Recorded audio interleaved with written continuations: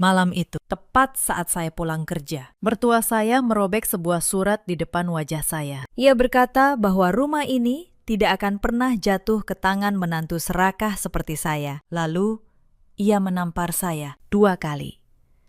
Yang tidak ia tahu, sertifikat yang sebenarnya tidak pernah ada di tangannya. Halo sahabat, selamat datang kembali di kanal Cerita Kita. Kalau kalian baru pertama kali mampir, jangan lupa ikut menemani sampai akhir. Karena kisah malam ini tentang sebuah keluarga yang terlihat terhormat dari luar akan membuat kalian menahan napas sampai kalimat terakhir. Nama saya Anindya. Tahun ini usia saya 31 tahun. Orang-orang biasa memanggil saya Nindya. Saya bekerja sebagai auditor di sebuah kantor akuntan publik di kawasan Sudirman. Sudah 6 tahun saya menekuni pekerjaan ini. Pekerjaan saya adalah membaca angka, mencari Rp1 yang tidak pada tempatnya di antara ribuan baris pembukuan. Orang sering mengira pekerjaan saya membosankan. Tapi saya tahu satu hal yang tidak diajarkan di bangku kuliah. Angka tidak pernah berbohong. Manusia yang berbohong. Dan cepat atau lambat, kebohongan itu selalu meninggalkan jejak di atas kertas. Saya menikah dengan Bramantio 4 tahun lalu. Saya memanggilnya Mas Bram. Ia seorang insinyur di perusahaan konstruksi. Pria yang tenang,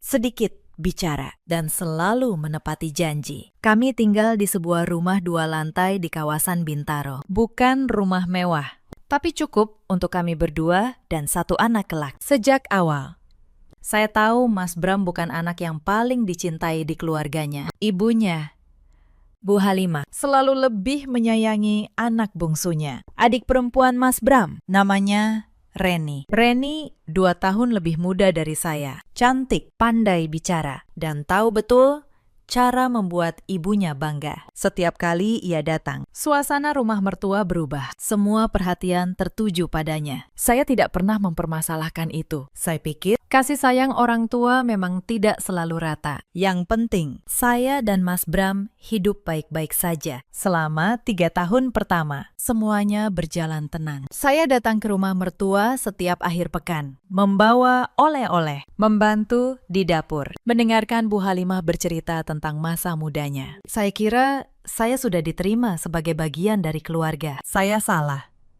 Semuanya mulai berubah ketika ayah mertua saya jatuh sakit. Pak Darmaji, ayah Mas Bram, adalah seorang pensiunan pegawai. Pria yang keras tapi adil sepanjang hidupnya. Ia bekerja keras dan mengumpulkan beberapa aset. Sebuah rumah besar di kawasan Cinere dan sepetak tanah warisan di kampung halamannya. Bagi keluarga ini, rumah Cinere itu adalah segalanya. Bukan hanya soal nilai, tapi soal siapa yang berhak atasnya kelak. Awal tahun ini, Pak Darmaji terkena stroke. Tubuh sebelah kanannya melemah, bicaranya menjadi tidak jelas. Dokter mengatakan, ia masih bisa pulih perlahan, asal mendapat perawatan yang baik dan suasana yang tenang. Sejak hari itu, rumah mertua berubah menjadi medan perang yang sunyi. Saya tidak menyadarinya saat itu. Tapi di balik wajah-wajah yang khawatir, ada sesuatu yang lain. Sesuatu yang dingin. Sesuatu yang sudah mulai menghitung. Dan saya, menantu yang setiap hari sibuk membaca angka di kantor orang, tidak pernah mengira bahwa angka paling berbahaya justru sedang ditulis diam-diam di rumah keluarga saya sendiri. 2 minggu setelah Pak Darmaji keluar dari rumah sakit, Bu Halimah meminta seluruh keluarga berkumpul. Saya baru pulang dari kantor malam itu. Saya menghabiskan 10 jam memeriksa laporan keuangan sebuah perusahaan. Mata saya perih, kepala saya berat. Yang saya inginkan hanyalah mandi air hangat dan tidur. Tapi Mas Bram menelpon. Suaranya terdengar tegang. Ibu mengumpulkan semua orang. Katanya penting. Tentang ayah. Saya menelan rasa lelah saya. Lalu saya langsung berangkat ke Cinere. Ketika saya tiba, semua sudah duduk di ruang tamu. Bu Halimah di kursi tengah, Reni di sampingnya. Mas Bram berdiri di sudut, wajahnya muram. Pak Darmaji duduk di kursi roda. Kepalanya sedikit miring, matanya menatap kosong ke lantai. Di atas meja ada setumpuk dokumen. Reni yang pertama bicara. Suaranya manis seperti biasa. Mbak Nindya, akhirnya datang juga. Kami sudah menunggu dari tadi. Saya minta maaf. Saya baru selesai kerja. Ada apa sebenarnya? Bu Halimah menarik napas panjang. Lalu ia berkata dengan nada yang sudah ia siapkan. Ayah kalian sakit. Kita semua tahu itu. Kondisinya bisa memburuk kapan saja. Ibu tidak mau kalau sampai terjadi sesuatu. Keluarga ini berebut harta seperti orang tidak punya didikan. Ia mendorong tumpukan dokumen itu ke tengah meja. Jadi, untuk menjaga semuanya tetap aman, ibu sudah menyiapkan surat persetujuan keluarga. Isinya, semua aset ayah akan dikelola ibu dulu untuk sementara, sampai keadaan jelas. Tinggal tanda tangan saja. Semua. Saya menatap dokumen itu. Sebagai auditor, mata saya terlatih. Saya tidak pernah menandatangani apapun tanpa membacanya lebih dulu. Itu sudah menjadi naluri saya. Saya mengulurkan tangan untuk mengambil satu lembar. Saya hanya ingin membaca isinya. Tapi Reni dengan cepat menahan tangan saya. Tidak perlu dibaca. Mbak, ini cuma formalitas. Kita ini keluarga. Masa mau saling curiga? Saya menarik tangan saya pelan. Lalu saya berkata dengan tenang. Justru karena ini menyangkut keluarga. Saya rasa kita semua perlu membacanya supaya tidak ada salah paham di kemudian hari. Suasana ruangan berubah seketika. Bu Halimah memicingkan mata. Untuk apa dibaca? Kamu tidak percaya pada ibu. Baru jadi menantu beberapa tahun, sudah berani mengatur-atur. Saya bukan mengatur, Bu. Saya hanya ingin mengerti apa yang saya tanda tangani. Reni tertawa kecil. Tawanya tidak sampai ke matanya. Mbak Nindya ini memang beda dari kita. Mungkin karena pekerjaannya menghitung uang orang. Jadi, semua hal dilihat seperti angka. Bahkan, keluarga. Saya tidak menjawab. Saya tahu.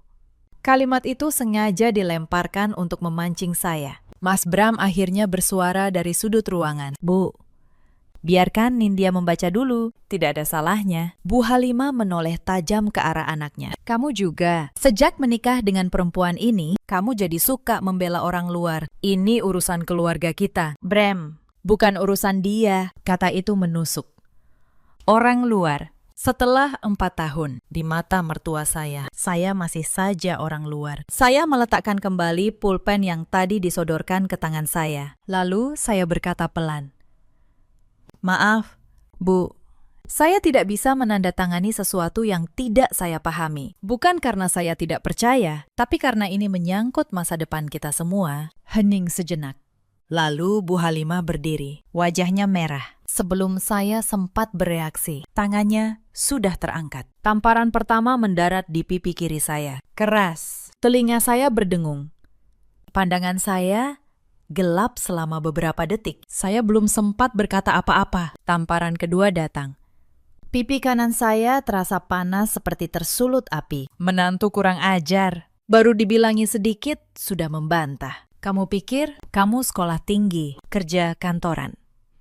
Lalu bisa seenaknya di keluarga ini. Saya berdiri terpaku di tengah ruang tamu. Kedua pipi saya panas. Tapi yang lebih menyakitkan, bukan tamparannya, melainkan tatapan orang-orang di sekitar saya. Reni menunduk. Menyembunyikan senyum tipis di sudut bibirnya. Pak Darmaji di kursi roda hanya menatap. Matanya bergerak gelisah. Tapi mulutnya tak mampu mengeluarkan kata. Dan Mas Bram, suami saya melangkah maju. Tubuhnya gemetar menahan amarah. Bu, kenapa ibu menampar istri saya? Bu Halimah membentak. Kamu mau membela dia di depan ibumu sendiri. Anak macam apa kamu ini? Saya memegang lengan Mas Bram. Saya menggelengkan kepala pelan. Sudah. Mas, tidak apa-apa. Tapi di dalam hati saya, sesuatu telah berubah malam itu. Saya tahu, dokumen di atas meja itu bukan sekedar formalitas. Tidak ada keluarga yang menampar anggotanya hanya karena ingin membaca sebuah surat. Kecuali kalau di dalam surat itu ada sesuatu yang tidak boleh saya lihat. Malam itu, saya pulang dengan pipi yang masih panas. Tapi pikiran saya jernih untuk pertama kalinya. Saya mulai bertanya-tanya, apa sebenarnya isi surat itu? Dan kenapa mereka begitu takut saya membacanya? 3 hari kemudian, kondisi Pak Darmaji tiba-tiba memburuk. Suatu pagi, ia ditemukan terjatuh dari kursi roda. Wajahnya pucat. Sebelah tubuhnya kembali kaku. Keluarga panik. Ia kembali dibawa ke rumah sakit. Saya datang menjenguk sepulang kerja. Tapi yang saya lihat di ruang tunggu bukan keluarga yang berduka. Bu Halimah dan Reni duduk di pojok ruangan. Mereka tidak menangis. Mereka berbisik-bisik. Kepala mereka berdekatan. Di pangkuan Reni ada sebuah map coklat tebal. Ketika mereka melihat saya datang, Reni langsung menutup map itu dengan tangannya. Gerakan yang cepat, hampir refleks. Seolah ada sesuatu yang tidak boleh saya lihat. Mbak Nindya, kok kesini? Reni bertanya. Suaranya berusaha terdengar biasa. Saya menjenguk ayah. Bagaimana kondisinya? Masih kritis. Dokter bilang harus banyak istirahat. Bu Halimah menjawab tanpa menoleh. Saya duduk agak jauh dari mereka. Tapi mata saya terlatih untuk memperhatikan hal-hal kecil. Map coklat di pangkuan Reni itu penuh. Dan di sudutnya terselip ujung sebuah dokumen yang sangat saya kenali bentuknya. Saya pernah melihat ratusan dokumen seperti itu di kantor. Itu adalah salinan sertifikat tanah. Kenapa? Di tengah ayah mereka sedang kritis di ruang ICU. Dua perempuan ini malah sibuk membawa-bawa sertifikat ke rumah sakit. Saya tidak bertanya, saya hanya diam. Tapi di dalam hati, potongan-potongan kecil mulai tersusun. Surat yang harus saya tanda tangani buru-buru. Tamparan saat saya menolak. Dan sekarang, sertifikat yang dibawa ke rumah sakit saat sang pemilik tak lagi bisa bicara. Malam itu, saat saya pamit pulang, saya mendengar Bu Halimah berkata pelan kepada Reni. Suaranya nyaris tak terdengar. Tapi ruangan itu sepi. Cepat selesaikan urusan notaris. Sebelum dia benar-benar tidak bisa apa-apa. Saya berhenti sejenak di ambang pintu. Lalu, saya melanjutkan langkah. Berpura-pura tidak mendengar apa-apa. Tapi di dalam dada saya, jantung berdebar kencang. Urusan notaris. Sebelum dia tidak bisa apa-apa. Saya seorang auditor. Saya tahu persis apa artinya kalimat itu. Seseorang sedang berusaha memindahkan kepemilikan sebuah aset. Mumpung pemiliknya sudah tidak mampu menyatakan kehendaknya sendiri. Beberapa hari kemudian, ada kejadian lain yang semakin membuka mata saya. Biaya perawatan Pak Darmaji di rumah sakit tidaklah sedikit. Suatu hari, pihak rumah sakit menagih sebagian tunggakan. Saya kebetulan ada di sana saat itu. Bu Halimah dan Reni langsung berdebat soal siapa yang harus membayar. Tapi yang membuat saya heran, mereka berdua sama-sama mengaku tidak punya uang. Padahal, beberapa hari sebelumnya, saya melihat Reni membawa belanjaan mahal dan Bu Halimah memakai perhiasan baru. Akhirnya, sayalah dan Mas Bram yang melunasi tunggakan itu. Tanpa banyak bicara, Reni menatap saya saat saya menyerahkan pembayaran. Di matanya, bukan ada rasa terima kasih, melainkan perhitungan. Seolah ia sedang mengukur seberapa banyak lagi yang bisa ia peras dari saya dan Mas Bram sebelum ia membuang kami. Saat itu, saya sadar, bagi mereka, Pak Darmaji bukan lagi seorang ayah yang harus dirawat. Beliau hanyalah pintu menuju harta yang harus segera dibuka. Dan saya, menantu yang menghalangi pintu itu, adalah penghalang yang harus disingkirkan sebelum semua kekacauan soal sertifikat itu meledak. Sebenarnya ada tanda-tanda yang lebih awal. Tanda-tanda kecil yang dulu saya abaikan. Tapi kini saya pahami sebagai bagian dari pola yang sama. Sejak Pak Darmaji sakit, Bu Halimah mulai memperlakukan saya bukan seperti menantu, melainkan seperti pembantu yang tidak dibayar. Setiap kali saya datang ke rumah Cinere, selalu ada daftar pekerjaan yang menunggu. Cuci piring yang menumpuk, pel lantai yang katanya kotor, setrika baju satu keranjang penuh. Saya tidak keberatan membantu. Merawat orang tua yang sakit adalah kewajiban, tapi yang membuat saya tertekan adalah caranya. Suatu sore, saya baru pulang kerja. Badan saya lelah. Tapi Bu Halimah menelpon, memaksa saya datang. Katanya ada keperluan mendesak soal Pak Darmaji. Ketika saya tiba, ternyata tidak ada keperluan mendesak apapun. Yang ada hanyalah seember pakaian kotor di kamar mandi. Pakaian milik Reni dan keluarganya yang sedang menginap. Reni duduk santai di ruang tamu sambil menggendong anaknya. Ia berkata tanpa menoleh, "Mbak Nindya, tolong cucikan baju-baju itu ya. Aku capek seharian ngurus bayi." Saya menatap ember itu. Lalu saya menatap Reni.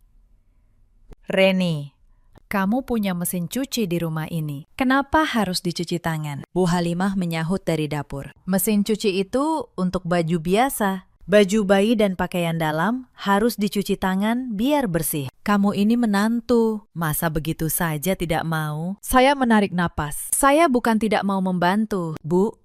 Tapi saya baru pulang kerja. Dan ini pakaian pribadi Reni, bukan keperluan ayah.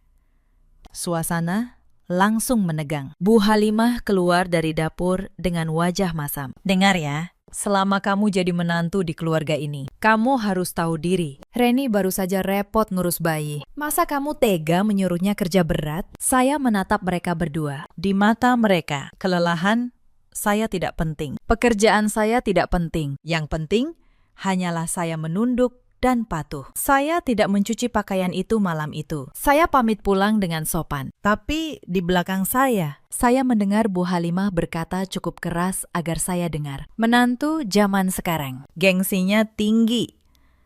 Tidak tahu cara menghormati keluarga suami.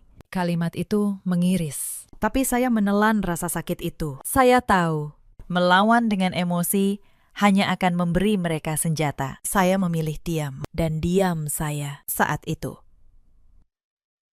sudah mulai berubah menjadi sesuatu yang lain, menjadi kesabaran yang sedang menunggu. Tidak puas dengan menekan saya di dalam rumah, Bu Halimah mulai menyerang nama baik saya di luar. Beberapa minggu kemudian, saya mendengar dari seorang tetangga lama yang ramah, Bu Yanti, bahwa ada kabar tidak enak yang beredar tentang saya di lingkungan rumah Cinere. Bu Yanti menarik saya ke samping saat saya datang menjenguk Pak Darmaji. Suaranya berbisik. Dek, Ibu cuma mau ngasih tahu, ibu mertuamu itu sering cerita ke tetangga-tetangga. Katanya kamu menantu yang serakah. Katanya kamu cuma mau harta keluarga suamimu. Bahkan katanya kamu yang bikin bapak sakit gara-gara sering bikin beliau stres. Saya tertegun. Tuduhan itu sudah keterlaluan. Mereka bukan hanya ingin merebut harta, mereka ingin menghancurkan nama baik saya, supaya kalaupun nanti saya bicara kebenaran, tidak ada yang percaya. Terima kasih sudah memberitahu saya, Bu Yanti, jawab saya pelan. Bu Yanti menggenggam tangan saya. Ibu sudah lama kenal Bapak Darmaji, beliau orang baik. Dan ibu lihat sendiri, kamu yang paling sering merawat beliau, bukan anak-anaknya. Jadi ibu tidak percaya omongan itu. Tapi ibu cuma mau kamu hati-hati. Saya pulang dengan dada yang sesak. Untuk sesaat, saya merasa ingin menyerah. Melawan satu orang sudah berat. Apalagi melawan dua orang yang sengaja merancang fitnah dan menyebarkannya kemana-mana. Tapi malam itu, saat saya menceritakannya kepada Mas Bram, ia memegang kedua tangan saya. Ia menatap mata saya. Lalu ia berkata sesuatu yang membuat saya kuat kembali. Nindya, orang yang sibuk menyebar fitnah, biasanya karena mereka takut kebenaran ketahuan. Semakin keras mereka berteriak, semakin dekat kita pada saat mereka kehabisan tempat bersembunyi. Bertahanlah sedikit lagi, kita hampir sampai. Saya menatap suami saya, pria yang oleh keluarganya sendiri dianggap lemah. Tapi di mata saya, malam itu, ia adalah orang paling kuat yang pernah saya kenal. Saya mengangguk. Aku tidak akan menyerah. Mas, bukan untuk harta, tapi untuk harga diri dan untuk ayah yang sudah menitipkan kepercayaannya pada kita. Sejak malam itu, saya mulai memperhatikan segalanya dengan lebih teliti. Bukan karena saya ingin mencampuri urusan keluarga, tapi karena naluri saya sebagai auditor menolak untuk diam. Ada sesuatu yang janggal di rumah ini, dan saya tidak bisa berpura-pura tidak melihatnya. Saya mulai sering datang ke rumah Cinere untuk membantu merawat Pak Darmaji. Setelah ia dipulangkan dari rumah sakit, saya membawakan bubur, membersihkan kamarnya, membantu perawat menggantikan posisinya agar tidak luka. Bu Halimah dan Reni tidak menyukai kehadiran saya, tapi mereka tidak bisa mengusir saya secara terang-terangan. Karena di mata tetangga, menantu yang merawat mertua yang sakit adalah hal yang terpuji. Suatu sore, saya sedang menyuapi Pak Darmaji di kamarnya. Beliau sudah bisa menggerakkan jemari tangan kirinya sedikit, meski masih belum bisa bicara dengan jelas. Saat saya menyeka mulutnya, tiba-tiba jemarinya yang lemah meraih pergelangan tangan saya. Genggamannya pelan, tapi penuh tenaga yang ia kumpulkan susah payah. Saya menatap matanya. Ada sesuatu di sana, bukan sekadar tatapan orang sakit. Ada kecemasan, ada peringatan. Bibirnya bergetar. Ia berusaha mengeluarkan suara. Hanya potongan kata yang keluar, samar dan terbata. Surat palsu. Jangan percaya. Saya membeku. Surat palsu, jangan percaya. Sebelum saya sempat bertanya lebih jauh, pintu kamar terbuka. Reni masuk membawa nampan obat. Matanya langsung menyapu ke tangan ayahnya yang menggenggam saya. Sedang apa, Mbak? Tanyanya. Suaranya tajam. Saya melepaskan genggaman Pak Darmaji dengan tenang. Menyuapi ayah. Beliau tadi tersedak sedikit. Reni meletakkan nampan dengan kasar. Sudah. Biar saya saja yang urus ayah. Mbak tidak perlu repot-repot. Pulang saja, sudah malam. Saya berdiri perlahan. Sebelum keluar, saya menoleh sekali lagi ke arah Pak Darmaji. Matanya menatap saya lekat-lekat, seolah menitipkan sesuatu yang tak sempat ia katakan. Malam itu, saya tidak bisa tidur. Kalimat Pak Darmaji terus berputar di kepala saya. Surat palsu. Kalau ada surat yang palsu, berarti ada surat yang asli. Dan kalau ada yang repot-repot membuat surat palsu, berarti taruhannya sangat besar. Saya mulai menyusun dugaan. Surat persetujuan yang ingin saya tanda tangani waktu itu. Map sertifikat yang dibawa Reni ke rumah sakit. Urusan notaris yang harus diselesaikan sebelum Pak Darmaji benar-benar tidak bisa bicara. Semuanya mengarah pada satu hal. Seseorang sedang mencoba memalsukan dokumen kepemilikan rumah Cinere. Dan untuk itu, mereka butuh tanda tangan Pak Darmaji, atau setidaknya sesuatu yang terlihat seperti tanda tangannya. Seminggu kemudian, saya menemukan bukti pertama yang nyata. Pagi itu, rumah Cinere sepi. Bu Halimah membawa cucunya, anak Reni, ke rumah tetangga. Reni sendiri keluar entah kemana. Hanya ada Pak Darmaji, perawat, dan Mbak Sumarni, pembantu yang sudah belasan tahun bekerja di rumah itu. Saya datang membawa makanan. Saat saya membuka gerbang, saya melihat seorang pria berdiri di depan pintu. Ia mengenakan kemeja rapi dan membawa tas kerja. Penampilannya seperti orang kantoran. Reni baru saja pulang. Ia keluar dari mobil dengan tergesa. Begitu melihat pria itu, ia langsung menghampirinya. Menariknya menjauh dari pintu. Mereka berbicara di sudut halaman, di balik pohon mangga. Suara mereka pelan. Tapi saya berdiri cukup dekat di balik gerbang yang sedikit terbuka. Pakistan, ini bagaimana? Tanda tangannya sudah cocok belum dengan yang asli? Reni bertanya. Suaranya menahan cemas. Pria itu menjawab, sudah saya periksa, goresannya mirip. Tapi kalau dibandingkan dengan tanda tangan beliau di KTP atau dokumen lama, masih bisa ketahuan kalau diteliti betul-betul. Reni mendesis. Tidak usah khawatir soal itu. Yang penting, akta jual belinya jadi. Kakak saya itu tidak akan pernah curiga. Dia terlalu sibuk dengan istrinya yang sok pintar itu. Saya menahan napas. Jantung saya berdetak begitu keras, sampai saya takut mereka mendengarnya. Pria itu menyodorkan sebuah map kepada Reni. Ini draft aktanya. Tinggal ditandatangani di depan saya. Tapi ingat, Bu Reni, ini di luar prosedur. Kalau sampai ada masalah hukum, saya tidak ikut bertanggung jawab. Reni menerima map itu. Lalu menyelipkan beberapa lembar uang ke tangan pria itu. Tenang saja, tidak akan ada yang tahu. Lain kali, jangan datang ke rumah. Telepon dulu, pria itu mengangguk. Lalu bergegas pergi. Saya cepat-cepat mundur, bersembunyi di balik tembok pagar. Saya menunggu sampai Reni masuk ke rumah. Baru saya berani bernapas lega. Tubuh saya gemetar. Bukan karena takut, tapi karena marah. Sekarang saya tahu. Reni dan Bu Halimah sedang membuat akta jual beli palsu atas rumah Cinere. Mereka memalsukan tanda tangan Pak Darmaji yang sudah tidak bisa membela diri. Mereka ingin memindahkan kepemilikan rumah itu, diam-diam.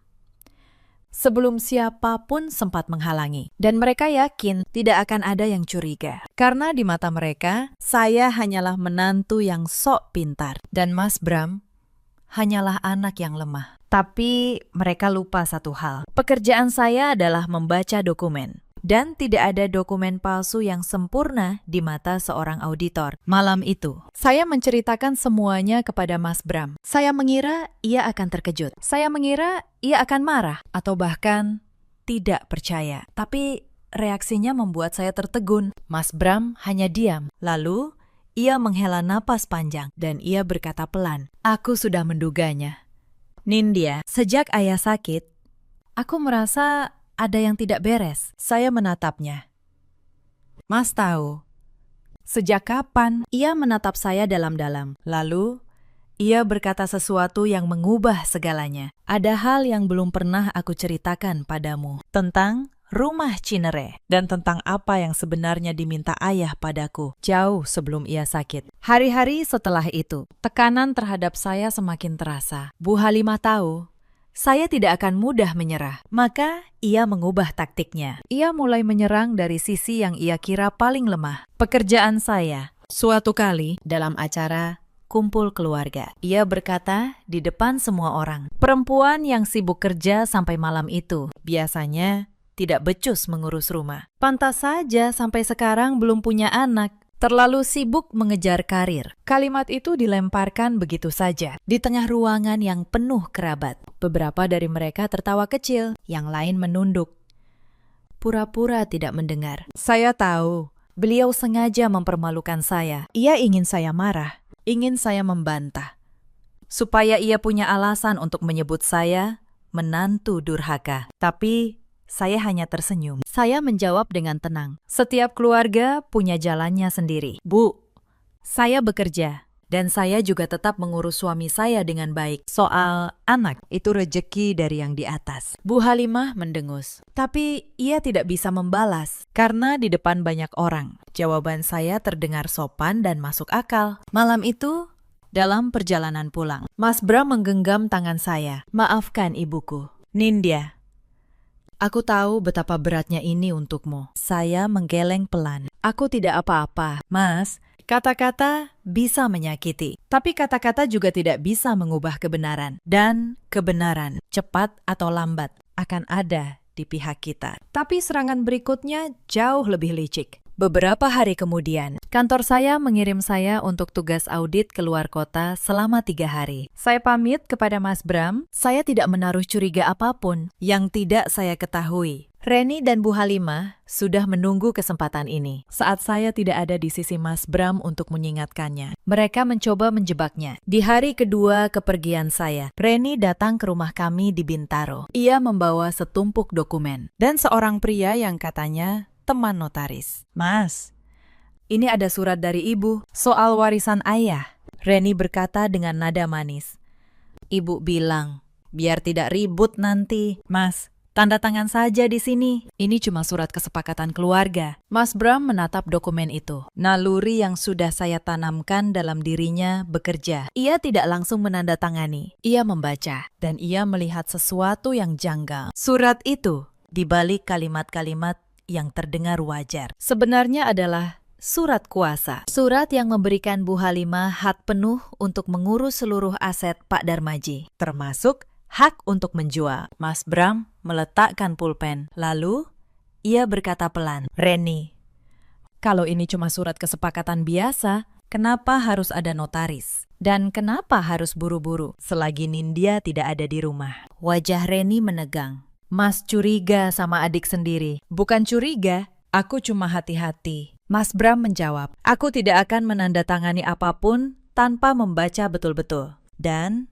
tanpa Nindya tahu." Reni mengambil kembali dokumennya dengan kasar. Sebelum pergi, ia berkata dengan dingin, "Mas berubah sejak menikah dengan perempuan itu. Dulu Mas tidak pernah melawan ibu." Mas Bram menjawab tenang, "Aku tidak melawan ibu. Aku cuma tidak mau jadi alat untuk menyakiti orang yang tidak bersalah." Malam itu, Mas Bram menelpon saya. Ia menceritakan semuanya. Saya mendengarkan dari kamar hotel, ratusan kilometer jauhnya, dengan hati yang berdebar. "Mas, simpan dokumen yang tadi mereka bawa. Kalau bisa, foto setiap halamannya." Saya berkata, "Itu bukti. Bukti bahwa mereka berkali-kali mencoba memindahkan aset ayah dengan cara yang tidak benar." Mas Bram melakukannya. satu persatu. Kepingan bukti mulai terkumpul di tangan kami. Sepulang dari tugas, saya menemui dua orang penting. Yang pertama, Pak Wibowo, notaris independen yang saya percaya. Saya menunjukkan kepadanya salinan surat wasiat asli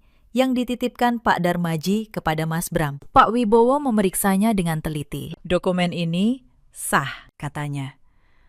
Tercatat resmi, dengan tanggal dan saksi yang jelas. Selama dokumen asli ini ada, tidak ada akta lain yang bisa mengalahkannya secara hukum. Siapapun yang mencoba membuat akta baru tanpa melibatkan dokumen ini, berarti melakukan pemalsuan. Kata-kata itu menenangkan saya. Sekarang saya tahu. Kami berdiri di atas dasar hukum yang kuat. Yang kedua, saya menemui Mbak Sumarni, pembantu yang sudah belasan tahun bekerja di rumah Cinere. Wanita itu sudah lama melihat semuanya, tapi tidak berani bicara karena takut kehilangan pekerjaan. Saya menemuinya diam-diam di pasar dekat rumah Cinere. Mbak Sumarni awalnya ragu, tapi ketika saya jelaskan bahwa ini menyangkut keselamatan Pak Darmaji yang sudah ia layani bertahun-tahun, hatinya luluh. Saya melihat semuanya. Bu Nindya, katanya pelan.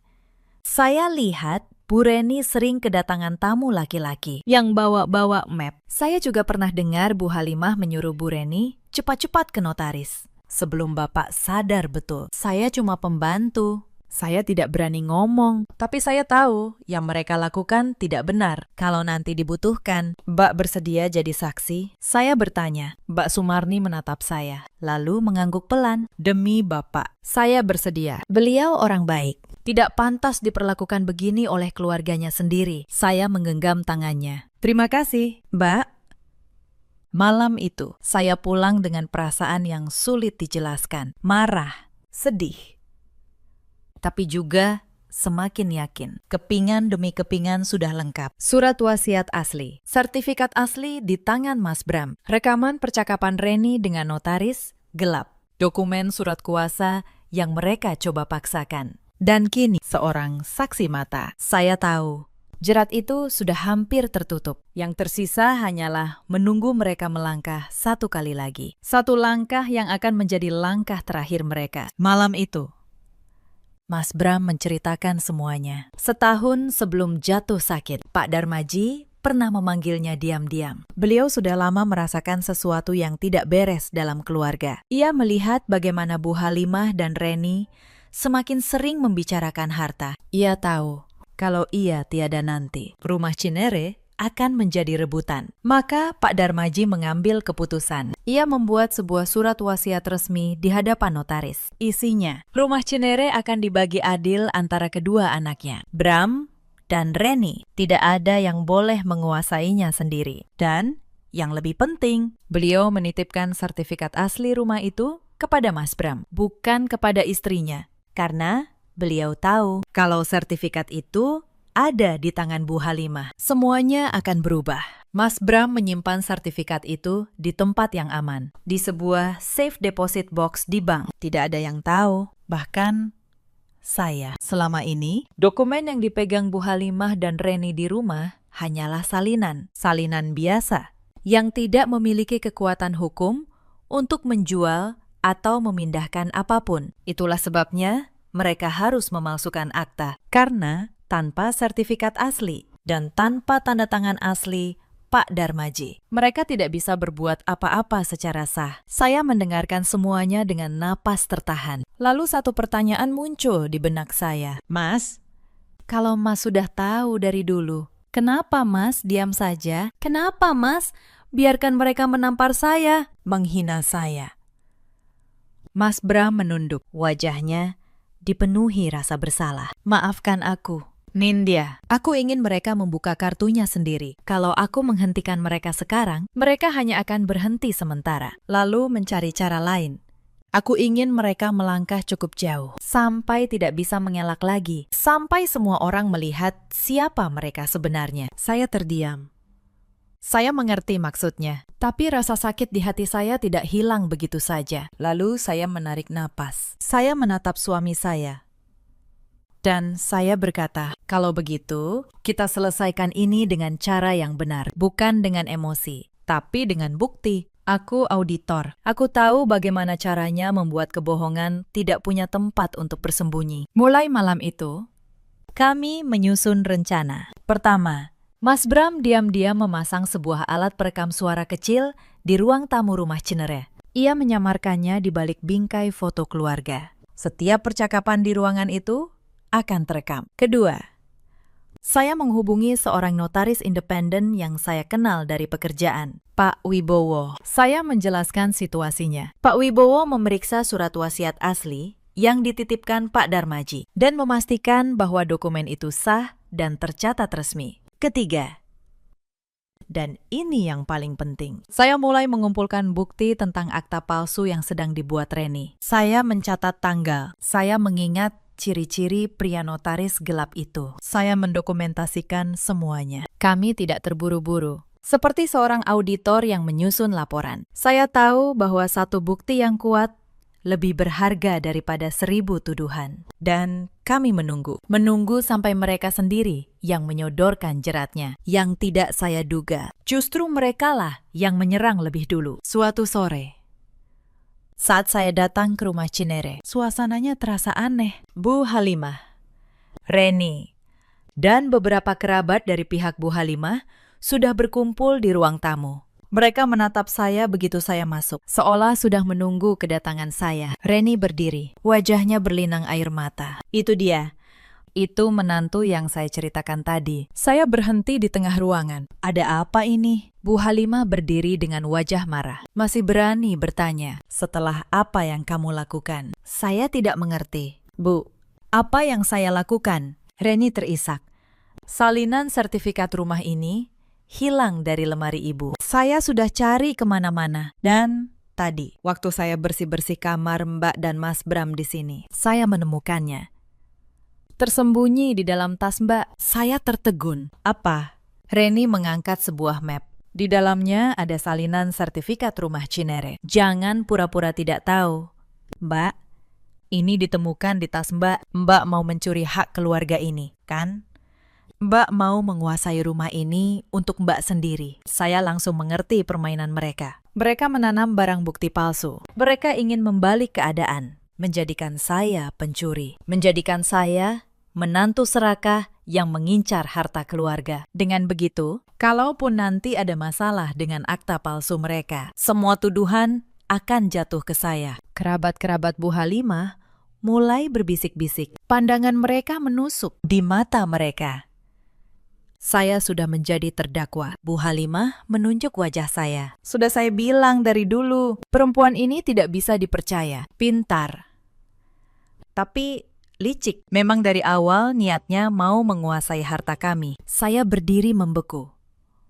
Meskipun saya sudah menduga mereka akan melakukan sesuatu, saya tidak menyangka mereka akan senekat ini. Menanam bukti palsu, memfitnah saya di depan seluruh keluarga. Untuk sesaat, saya merasakan ketakutan yang dingin. Kalau saya tidak bisa membuktikan diri, dalam satu sore, saya akan berubah dari menantu yang ditindas menjadi pencuri di mata semua orang. Tapi kemudian saya teringat, saya tidak sendirian kali ini. Saya menarik napas panjang. Saya menatap mereka satu persatu dengan tenang. Lalu saya berkata, baik, kalau ibu menuduh saya mencuri, mari kita selesaikan dengan benar. Panggil semua orang yang perlu hadir. Karena hari ini, saya rasa, sudah waktunya semua kebenaran dibuka. Sore itu juga, ruang tamu rumah Cinere menjadi tempat pengadilan keluarga. Bu Halimah memanggil lebih banyak kerabat. Reni terus menangis.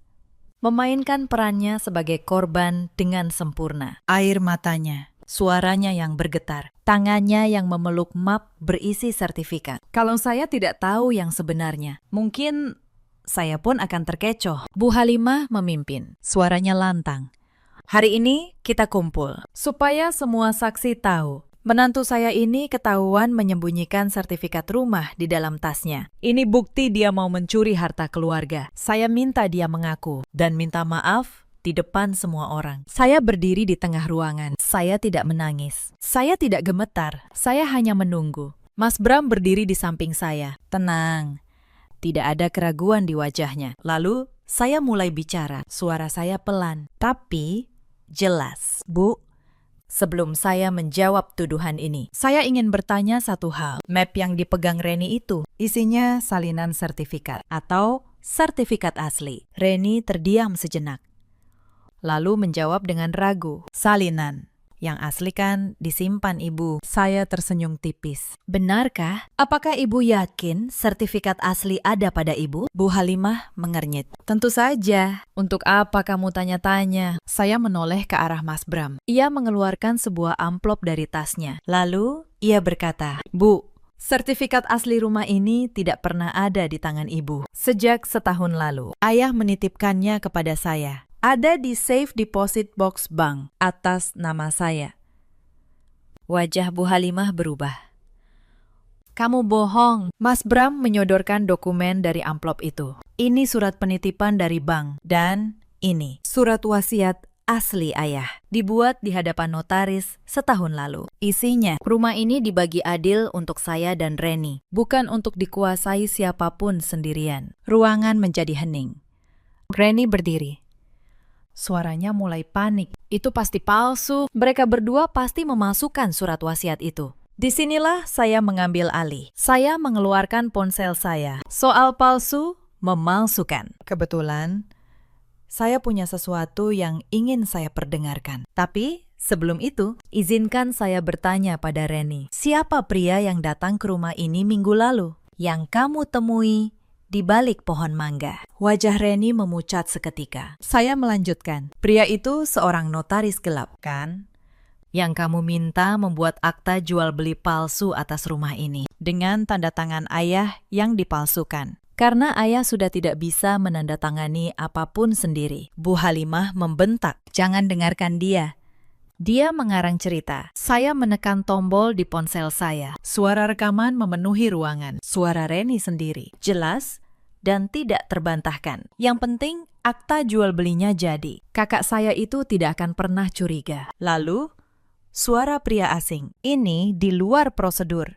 Kalau sampai ada masalah hukum, saya tidak ikut bertanggung jawab. Ruangan itu sunyi senyap. Para kerabat yang tadi menatap saya dengan penuh tuduhan, kini menoleh ke arah Reni dengan wajah tak percaya. Saya berdiri di tengah ruangan itu, mendengar suara rekaman yang masih bergema. Aneh sekali rasanya. Selama berminggu-minggu, saya menanggung tamparan, hinaan, dan fitnah dalam diam. Saya menelan semuanya, mengumpulkannya satu persatu, seperti seorang auditor yang menyusun bukti tanpa membuat keributan. Dan kini, semua itu berbicara untuk saya, tanpa saya perlu berteriak, tanpa saya perlu menangis. Reni terduduk di kursi, tangannya gemetar, bibirnya bergerak, tapi tidak ada kata yang keluar. Bu Halimah masih mencoba bertahan. Itu rekaman yang diedit. Mereka memfitnah anak saya. Saya menatap Bu Halimah dengan tenang. Bu, sebagai auditor, saya tahu persis bagaimana memverifikasi keaslian sebuah rekaman. Dan kalau ibu mau, kita bisa serahkan semuanya ke pihak yang berwenang. Rekaman ini, akta palsu yang sedang dibuat Reni, dan surat wasiat asli ayah. Biar mereka yang menentukan siapa di ruangan ini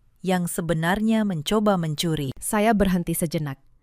Lalu saya menambahkan, dan soal sertifikat yang katanya ditemukan di tas saya, itu hanya salinan yang Reni tanam sendiri untuk memfitnah saya. Karena kalian tahu, akta palsu kalian tidak akan pernah berhasil selama sertifikat asli ada di tangan Mas Bram. Jadi kalian butuh kambing hitam, dan kalian memilih saya. Kerabat-kerabat Bu Halimah mulai berdiri. Salah satu dari mereka, paman tertua yang selama ini paling dihormati di keluarga itu, melangkah maju. Ia menatap Bu Halimah dengan kecewa yang dalam. Halimah, apa yang kamu ajarkan pada anakmu? Suamimu masih terbaring sakit, dan kalian malah berebut hartanya dengan cara seperti ini. Memfitnah menantu yang justru merawat suamimu setiap hari. Bu Halimah membuka mulutnya, mencoba membela diri. Tapi tidak ada kata yang keluar, karena semua bukti sudah berbicara lebih keras daripada apapun yang bisa ia ucapkan. Paman tertua itu menoleh ke arah saya, wajahnya melembut. Nak,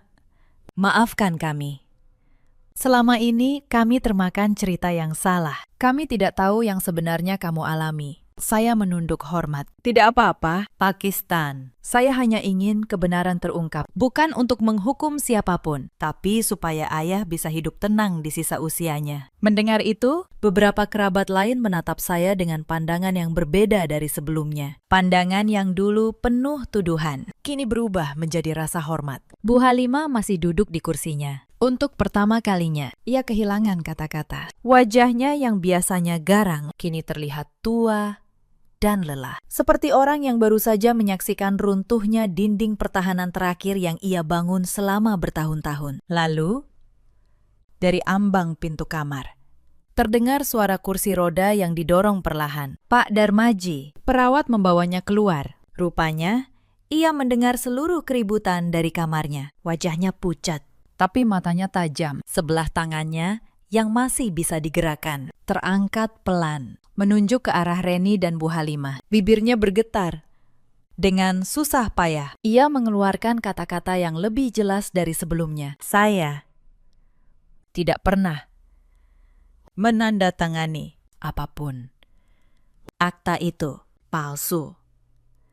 Kesaksian itu dari pemilik sah rumah Cinere sendiri mengakhiri segalanya. Reni pun runtuh. Ia menangis. Kali ini bukan air mata pura-pura. Bukan aku yang mau. Ibu yang menyuruhku. Ibu yang bilang, kalau akta jadi, rumah ini akan jadi milik kita berdua. Ibu yang menyuruhku cari notaris itu. Bu Halimah menoleh tajam. Kamu bicara apa? Aku bicara benar. Reni berteriak. Sudah sampai begini.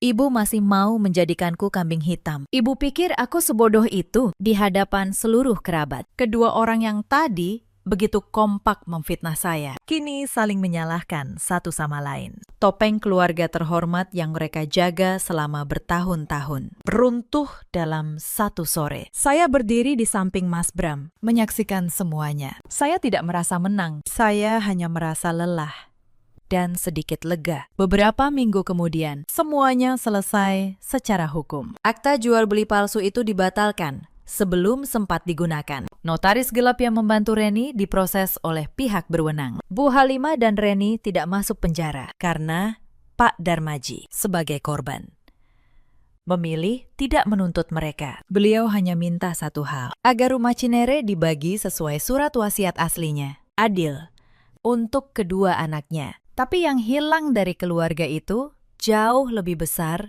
daripada sebuah rumah. Kepercayaan yang sudah runtuh tidak bisa dibangun kembali hanya dengan kata maaf. Pak Darmaji perlahan pulih, tidak sepenuhnya, tapi cukup untuk menghabiskan hari-harinya dengan lebih tenang. Beliau memilih tinggal bersama Mas Bram dan saya di rumah kami yang sederhana di Bintaro. Setiap pagi, saya menyuapinya bubur sebelum berangkat kerja. Dan setiap kali jemarinya yang lemah menggenggam tangan saya tahu beliau sedang mengucapkan terima kasih dengan caranya sendiri. Bu Halimah dan Reni, mereka tetap tinggal di rumah Cinere yang menjadi bagian Reni. Tapi kabarnya rumah itu kini sepi. Sang ibu dan anak yang dulu begitu kompak, jarang lagi saling bicara. Sahabat, cerita ini mengajarkan kita satu hal. Jangan pernah meremehkan orang yang kalian anggap lemah. Dan jangan pernah mengira bahwa kesabaran seseorang adalah tanda bahwa ia bisa diinjak selamanya. Ada banyak perempuan di luar sana yang seperti saya dulu, yang dianggap orang luar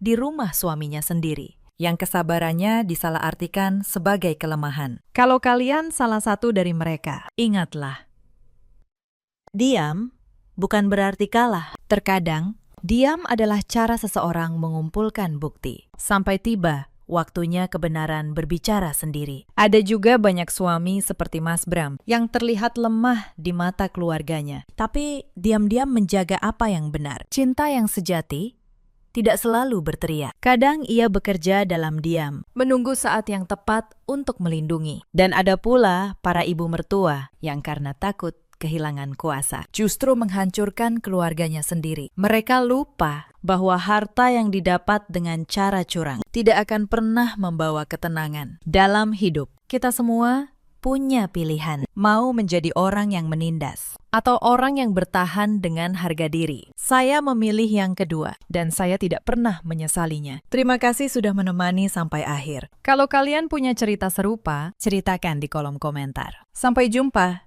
di kisah berikutnya. Suami saya menyerahkan kode pintu rumah kami kepada ibunya, lalu membiarkan dia dan adik iparnya masuk membawa koper seperti perampok. Saat saya pulang, dua wanita itu sudah duduk di sofa rumah saya, menonton televisi, mengunyah keripik, dan menyuruh saya pergi. Mereka tidak tahu satu hal. Apartemen ini saya beli dengan keringat 7 tahun, dan saya menyimpan 75 lembar kwitansi sebagai bukti. Halo, sahabat. Selamat datang kembali di kanal kami. Kisah hari ini tentang seorang perempuan yang dianggap mesin uang oleh keluarga suaminya. Sampai ia membuka map biru yang sudah ia siapkan diam-diam selama bertahun-tahun. Silakan duduk, siapkan teh hangat, dan dengarkan sampai akhir. Nama saya Maya, 32 tahun. Saya bekerja sebagai desainer interior di sebuah biro arsitektur di Jakarta. Sudah 7 tahun saya menggambar denah dan begadang menyelesaikan proyek demi proyek. Penghasilan saya tinggi, tetapi statusnya tetap pekerja lepas. Satu kata itu nanti mengubah seluruh hidup saya. 3 tahun lalu, di sebuah kantor agen properti di Depok, saya duduk sambil menggenggam buku tabungan. Di dalamnya tersimpan seluruh hartaku. Uang muka apartemen 2 kamar yang saya impikan sejak lulus kuliah. Agen properti itu bertanya, sertifikatnya nanti atas nama siapa? Bu, Reza menggenggam tangan saya. Maya, pakai namaku saja. Aku karyawan tetap. Skor kreditku tinggi. Kalau nanti kita ajukan pinjaman renovasi, bunganya bisa paling rendah. Dokumennya juga jauh lebih gampang. Ayah saya meletakkan berkas di meja dengan bunyi keras. Reza, uang mukanya Maya yang bayar. Cicilan KPR-nya juga Maya. Masa pakai namamu? Omongan macam apa itu? Reza melompat berdiri, menunduk sopan.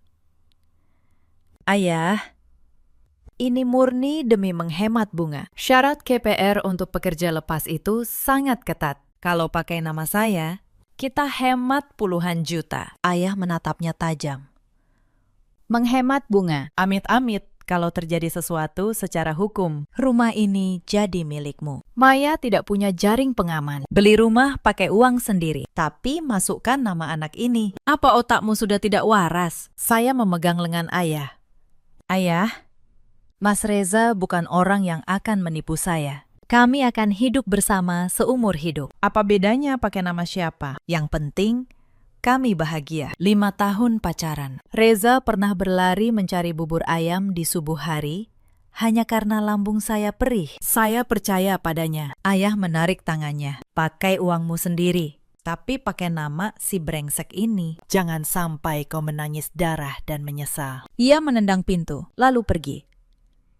Saya tetap menyetujui pendaftaran apartemen itu atas nama Reza. Saat agen menekan stempel merah, Reza memeluk saya erat. Terima kasih sudah percaya. Mulai sekarang, seluruh gajiku akan kutransfer ke rekeningmu. Mari kita bangun rumah tangga kita berdua. Sumpah manis itu ditepati selama 2 tahun. Setiap tanggal 10, gajinya masuk tepat waktu. Saya menggabungkan penghasilan kami dan menghemat setiap sen. Apartemen 2 kamar di Depok itu makin hangat oleh sentuhan tangan saya. Saya ganti seluruh lantai ubin yang dingin dengan kayu bernuansa coklat. Saya penuhi balkon dengan tanaman hijau. Setiap sudut rumah itu adalah karya saya sendiri. Ada satu kebiasaan kecil yang tidak pernah saya tinggalkan. Setiap kali saya membayar sesuatu untuk rumah ini, saya simpan kwitansinya. Saya lubangi, lalu saya masukkan ke dalam map plastik biru. Bukti transfer uang muka, surat pelunasan KPR, tagihan listrik, air, dan iuran lingkungan setiap bulan. Saya susun rapi berdasarkan tanggal. Waktu itu, saya hanya ingin melihat bagaimana sarang kecil saya dibangun setahap demi setahap. Saya belum tahu map biru itu akan menjadi pedang paling tajam dalam hidup saya. Ibu mertua saya, Bu Sumiati, tinggal di kampung di pinggiran Wonogiri. Ia tidak pernah menelpon di hari biasa. Ia hanya datang ke Depok saat libur Lebaran. Naik kereta ekonomi, menginap beberapa hari, lalu pulang. Saya selalu tegang setiap kali ia datang. Hal pertama yang ia lakukan setelah membuka pintu adalah membuka kulkas lebar-lebar. Aduh, kalian anak muda ini benar-benar tidak tahu cara berhemat. Sayur ini sudah layu. Reza itu perutnya sensitif. Kalau dia sakit perut, kamu mau tanggung jawab? Bu, itu baru saya masak kemarin, jawab saya pelan. Ia tidak peduli. Dibukanya freezer. Reza sudah kerja setengah mati. Lihat rahangnya sampai tirus. Kamu ini kalau di rumah perhatikan sedikit makanan suamimu. Iya, Bu. Selama 2 tahun. Semua biaya rumah ini keluar dari tabungan saya. Perbaikan perabot, saluran air. Bahkan kasur mahal yang ditiduri Bu Sumiati setiap berkunjung. Semuanya saya bayar sendiri. Dan semuanya saya simpan kwitansinya di map biru. Keretakan pertama datang pada suatu malam. Ketika saya baru selesai menggoreng martabak telur, ponsel Reza bergetar. Di layar tertulis nama ibunya. Reza menekan tombol terima dan mengaktifkan mode pengeras suara. Reza. Rina hari ini pulang ke rumah bawa barang-barang. Sore tadi 2 orang penagih utang masuk sampai ke pekarangan. Bikin rusuh. Satu kampung keluar nonton. Mau ditaruh di mana wajah tua ibu ini? Rina adalah adik perempuan Reza, janda yang baru bercerai. Terlilit utang pinjol. Toko online-nya bangkrut. Mantan suaminya kabur, meninggalkan tumpukan utang. Reza mengunyah martabak sambil menjawab, Bu, kan utangnya sudah disepakati cicilan. Kenapa preman datang bikin onar? Mantan suaminya kabur. Mana mungkin Rina sendirian bisa lunasi utang sebesar itu? Reza, kamu sekarang hidup enak di apartemen luas di Depok. Rumahmu kan ada kamar sisa. Biarkan Rina tinggal di sana beberapa bulan. Cari kerja di Jakarta 1000 kali lebih gampang daripada di kampung. Sumpit Reza terhenti di udara. Ia melirik saya yang sedang makan sayur asem tanpa bicara. Gerakan sendok saya tidak goyah. Bu, Rina baru cerai. Perasaannya pasti hancur. Ibu, tenangkan dulu, kata Reza. Pura-pura tidak mengerti maksud ibunya. Tenangkan bagaimana? Dia ini anak kandung yang kulahirkan dengan taruhan nyawa. Reza, kamarmu kan ada. Reza buru-buru mematikan pengeras suara, lalu lari ke balkon dan menutup pintu kaca. Saya tidak bisa mendengar jelas, tetapi dari kaca saya lihat ia terus mengangguk dan menggaruk belakang kepalanya dengan canggung. 10 menit kemudian, ia kembali ke meja dengan wajah serba salah. Ibu bilang apa? Saya meletakkan sendok. Reza menghindari tatapan saya. Bukan apa-apa. Ibu cuma sedih melihat adiknya. Ibu minta Rina tinggal bersama kita di Depok, tanya saya tenang. Ibu cuma ngomong sembarangan. Rina kan lagi utang pinjol menumpuk. Reza menelan sambal teri terburu-buru, seperti orang yang ingin lekas mengakhiri percakapan. Saya menatap tajam matanya yang menghindar. Saya tidak bertanya lebih jauh. Saya membawa piring kotor ke dapur. Suara air keran menelan suara televisi. Sampai saat itu, saya masih mengira ini hanya keluhan biasa. 2 hari kemudian, pagi-pagi saya menelpon mertua di Wonogiri seperti biasa untuk menanyakan kabar. Setelah nada dering panjang, telepon diangkat dengan nada datar. Bu, sudah sarapan? Bu sudah dengar semua tentang Rina dari Reza. Suara Bu Sumiati kehilangan keramahan palsu yang biasa. Iya, Rina sedang sangat sulit. Para penagih terus menusuk. Minggu depan barang-barang Rina akan ibu kirim duluan lewat paket. Tolong tampung dia di rumahmu beberapa bulan. Kalau dia sudah dapat kerja dan bisa bayar utang sedikit-sedikit, ibu suruh dia cari kos dan pindah. Tangan saya yang sedang memasukkan kaki ke sepatu membeku. Saya menatap bayangan saya sendiri di cermin. Bu, saya mohon maaf. Tetapi permintaan itu sulit untuk saya. Suara saya tanpa keraguan sedikit pun. Keheningan menyesakan mengalir selama 5 detik. Sulit dikabulkan. Apa yang baru keluar dari mulutmu? Kamar kerja itu kosong, kan? Bu, saya dan Mas Reza baru selesai pemeriksaan kandungan dan mulai merencanakan kehamilan. Bulan depan saya panggil kontraktor untuk mengubah kamar kerja jadi kamar bayi. Benar-benar tidak ada kamar untuk Rina. Sudah 2 tahun nikah, tidak ada kabar. Giliran anak perempuanku mau numpang. Tiba-tiba kau sibuk mau punya anak. Apa kau tidak sudi melihat anak perempuanku tidur di sofa? Bu, ini bukan soal di mana dia tidur. Kalau 3 orang dewasa tinggal bersama dengan kebiasaan berbeda, gesekan akan terus muncul. Bagaimana itu membantu mental Rina yang sedang hancur? Sekarang aku tahu, kau merendahkan Rina karena dia janda. Kau anggap dia bukan manusia. Maya, kau benar-benar berhati iblis. Sambungan diputus. Saya menarik napas panjang, membuka pintu, dan berangkat kerja. Selama 3 hari berikutnya, saya tetap menelpon setiap pagi. Hari pertama, diangkat, lalu dimatikan. Hari kedua, dialihkan. Hari ketiga, tersambung.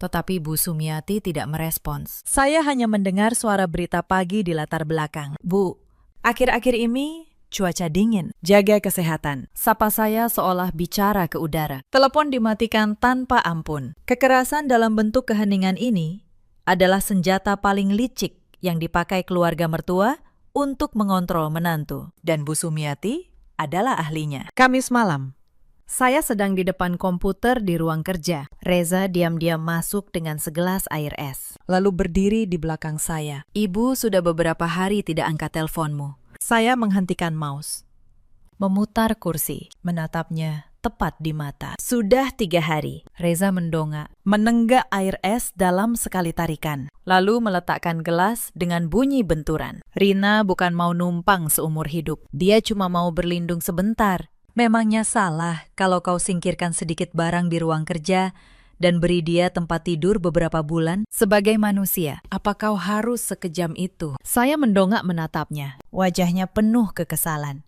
Kerutan tajam di antara alis. Reza, apa janji kita sebelum menikah? Kita sepakat membangun keluarga mandiri, tidak terlalu ikut campur urusan keluarga masing-masing. Ini bukan soal menginap beberapa hari. Siapa yang tahu ini jadi beberapa bulan atau 10 tahun. Kalau Rina datang membawa tumpukan utang, lalu preman penagih merusuh ke sini, apa yang akan kau lakukan? Aku sudah sepakat lisan dengan kontraktor. Tunda saja renovasinya. Rina itu adik kandungku. Dia nyaris gelandangan.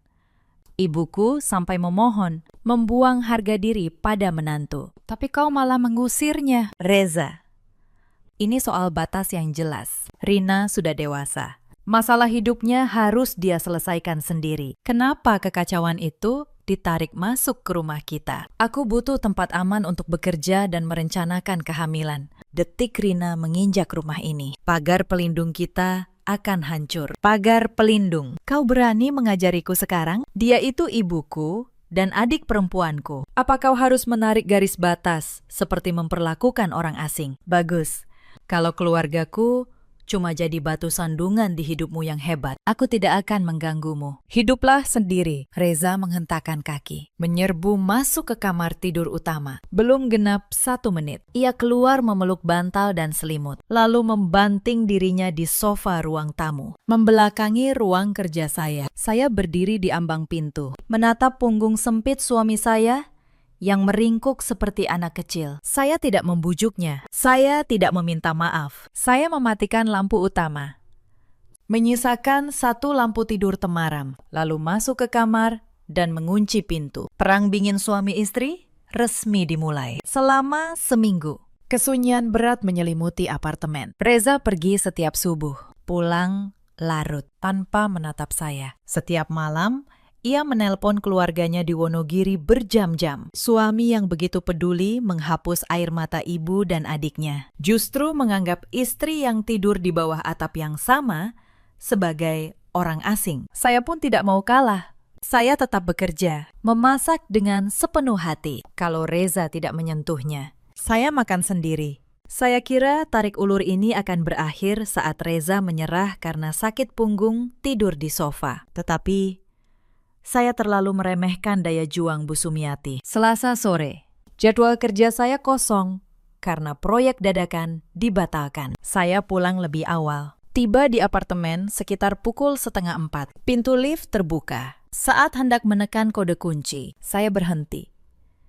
Penutup kunci digital itu terbuka lebar. Ada bekas sidik jari orang lain. Saya menekan kode, mendorong pintu. Begitu melangkah masuk, saya membeku seperti patung. Lantai pintu masuk, yang biasa saya gosok sampai mengilap, kini penuh jejak kaki berlumpur. Di tengah lorong, 2 koper raksasa merah muda terletak seperti barikade. Di atasnya bertumpuk 3 karung plastik biru. Di sebelahnya, sepasang sepatu hitam butut milik Bu Sumiati dan sepasang sepatu olahraga wanita murahan yang belum pernah saya lihat. Dari ruang tamu, terdengar tawa berlebihan dari acara televisi. Saya melepas sepatu, melangkah masuk. Bu Sumiati duduk di posisi utama sofa, menggenggam remote. Rina duduk bersila di karpet, mengunyah keripik dengan suara berisik. Mendengar langkah saya, keduanya serempak menoleh. Saya tidak melirik Rina. Saya menatap Bu Sumiati dengan pandangan yang memancarkan amarah dingin. Bu, ada urusan apa datang tanpa mengabari? Dan bagaimana ibu bisa masuk ke sini? Suara saya tanpa gejolak sedikit pun. Bu Sumiati melempar remote ke meja kaca, bersandar angkuh, mengangkat dagu tinggi. Bagaimana kami bisa masuk? Anakku yang memberi kodenya. Memangnya sejak kapan ibu mertua masuk ke rumah anak laki-lakinya sendiri harus minta izin menantu? Saya melirik tumpukan barang, lalu menunduk menatap Rina yang berpura-pura bisu. Rina, kemasi barang-barangmu sekarang juga. Karena sudah sore, tidurlah di hotel. Dan besok pagi, naik kereta kembali ke Wonogiri. Biaya hotelnya saya yang bayar. Tangan Rina yang sedang mengambil keripik berhenti di udara. Ia melirik takut-takut ke arah ibunya. Tidak berani bergerak. Kau, memangnya? Kau ini siapa? Berani-beraninya mengusir anakku ke jalanan. Aku sudah bilang jelas, Rina akan tinggal di sini sementara. Bu, minggu lalu saya sudah menolak dengan tegas lewat telepon. Ini rumah tangga saya dan Mas Reza. Saya sama sekali tidak mengizinkan Rina tinggal di sini. Tepat saat itu, terdengar bunyi klik dari kunci pintu depan. Reza menerobos masuk dengan napas terengah, melihat 3 wanita berhadapan. Wajahnya pucat. Tas kerja, kulitnya masih di tangan. Sudah pasti ia lari dari kantor begitu mendapat kabar keluarganya menginvasi rumahnya. Saya menoleh, menatap tajam ke arahnya. Mata saya sedingin es. Kau memberikan kode pintu pada ibumu, membiarkan mereka masuk seperti perampok rumah kosong. Inikah caramu menyelesaikan masalah? Singkirkan barang-barang itu, keluar sekarang juga. Ini peringatan terakhir. Aku tidak akan mengizinkan adikmu masuk ke rumah kita. Reza mematung. Ia menatap ibunya yang berwajah keras. Lalu istrinya yang sedingin es. Keringat dingin mengucur. Ia menelan ludah dan tas kerjanya jatuh ke lantai. Maya, ibuku sudah susah payah menarik barang berat ini jauh-jauh dari Wonogiri. Kalau kau mengusir mereka sekarang, bagaimana nasib mereka? Bisakah kita makan dulu? Bicara baik-baik. Hentikan sekarang juga. Reza, Bu Sumiati membentak. Kau ini lirik sana, lirik sini seperti pengecut. Di rumah siapa kalian berani bicara soal rumah kita berdua? Maya, jangan bermimpi. Buka matamu lebar-lebar. Lihat nama siapa yang tercetak di sertifikat hak milik apartemen ini. Secara hukum, ini rumah anakku, harta keluarga besar kami. Ia mendekat, mencengkeram lengan Reza. Matanya penuh penghinaan terhadap menantu. Aura intimidasi itu seperti palu godam menghancurkan udara di ruang tamu. Di tengah situasi itu, Rina memajukan bibirnya. Ini rumah kakakku. Kenapa juga aku tidak boleh tinggal di sini? Saya tidak menatap Bu Sumiati. Tidak juga, Rina. Pandangan saya hanya tertuju pada wajah pengecut Reza. Pria itu mati-matian menghindari tatapan saya. Menunduk sampai dagunya nyaris menyentuh dada. Mencengkeram celananya dengan tangan gemetar. Dan menutup rapat mulutnya. Ia tidak membela saya. Sepatah kata pun tidak. Tepat pada detik itu, saya mendengar suara sesuatu yang hancur di dalam diri saya. Bukan sekedar amarah, melainkan rasa merinding yang merayap dari kaki sampai ke ubun-ubun. Lantai kayu yang saya pilih sendiri.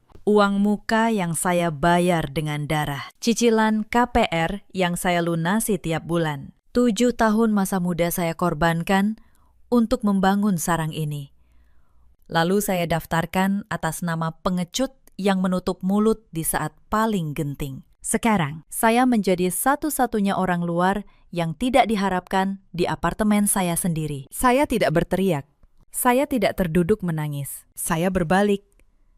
berjalan dengan langkah besar ke pintu depan. Saya cengkeram gagang kedua koper merah muda itu, lalu menyeretnya keluar dengan sekuat tenaga. Roda koper menggores lantai, mengeluarkan suara tajam. Dasar perempuan gila. Sedang apa kau? Bu Sumiati menerjang. Saya tidak peduli. Saya buka pintu lebar-lebar, lalu membuang koper-koper itu keluar seperti barang asing. Kemudian saya raih 3 karung plastik biru itu dan membuangnya dengan cara yang sama. Dasar perempuan jalang. Kau benar-benar sudah gila. Bu Sumiati menjambak rambut saya tanpa ampun. Saya tidak berkedip. Saya julurkan tangan ke belakang, mendorong bahunya. Bu Sumiati terhuyung mundur, tersandung, dan terduduk di lantai. Bu, rumah ini saya beli dengan uang saya sendiri. Hasil menggambar desain siang dan malam. Dari uang muka sampai cicilan KPR 3 tahun. Semua saya lunasi dengan tangan saya. Meski nama di sertifikat adalah Reza. Sumber uangnya adalah saya. Selama saya masih bernapas di rumah ini walau 1 hari. Tidak seorang pun dari kalian berhak memutuskan siapa yang boleh tinggal. Saya mengalihkan pandangan ke Reza yang masih mematung seperti boneka jerami. Reza, pilih. Kau bawa keluargamu keluar untuk tidur di hotel. Atau kalian bertiga kemasi barang dan angkat kaki dari rumah. Malam itu, Reza yang menyedihkan memunguti barang yang saya buang, lalu menyeretnya kembali masuk. Bu Sumiati duduk di sofa, beraung meratapi nasib selama 3 jam, melontarkan makian kotor pada menantunya. Rina ketakutan, bersembunyi di sudut balkon seperti tikus. Saya mengunci kamar utama, memakai headphone peredam suara, dan tidur nyenyak. Keesokan pagi, saya membuka pintu kamar dan melongok ke ruang tamu. Di lantai, terhampar kasur lipat. Bu Sumiati berbaring kaku seperti papan. Kain putih terikat di kepala. Di meja kaca ada semangkuk air yang tidak disentuh. Itu aksi mogok makan yang sangat dramatis. Reza duduk di samping ibunya dengan mata berkaca. Rina meringkuk di sudut, mengusap air mata buaya. Begitu melihat saya, Bu Sumiati memejamkan mata erat seperti melihat hantu. Lalu merapal doa dengan suara keras. Aduh, nasibku. Kenapa aku melahirkan anak laki-laki bodoh yang bahkan tidak bisa merawat adiknya sendiri? Malah tunduk pada perempuan seperti ular ini. Aku tidak akan makan atau minum lagi. Lebih baik aku mati di depan kalian. Reza menatap saya, lalu meledak menangis. Aku mohon, sekali ini saja, lihat ibuku. Bagaimana kalau ibuku yang punya darah tinggi ini kenapa-kenapa karena mogok makan? Kumohon, izinkan Rina taruh barangnya di ruang kerja. Aku yang akan urus kamarnya. Tolong, sekali ini saja. Saya menatap kosong tangan Reza yang meremas piyama saya. Tangan yang dulu menghangatkan telinga saya saat berkencan, kini memaksa saya menelan pecahan kaca. Reza, apa kau lupa? Rumah ini dibeli dengan darah dan keringat. Hak memutuskan siapa yang boleh masuk murni ada padaku. Sekarang kau pakai nyawa ibumu sebagai jaminan untuk mengancamku. Tangan Reza yang tertahan di udara bergetar hebat. Ia menatap wajah saya yang tenang tanpa emosi. Lalu rasa rendah diri, kecemasan, dan tekanan dari ibunya meledak seperti gunung berapi. Untuk pertama kali dalam hidupnya, ia berdiri, menunjuk tepat di depan hidung saya, dan berteriak dengan urat leher menonjol di depan ibu dan adiknya. Apa hebatnya kau? Cuma keluar uang. Namaku jelas tercetak di sertifikat. Secara hukum, ini rumahku seutuhnya. Siapa yang boleh tidur di sini, itu urusanku. Apa hakmu mengusir adik kandungku? Kau tiap hari cuma bicara soal uang. Sok berkuasa. Apa perempuan gila sepertimu pernah menganggap keluargaku sebagai keluargamu sendiri? Teriakan kasar itu menggema di ruang tamu. Bu Sumiati yang tadi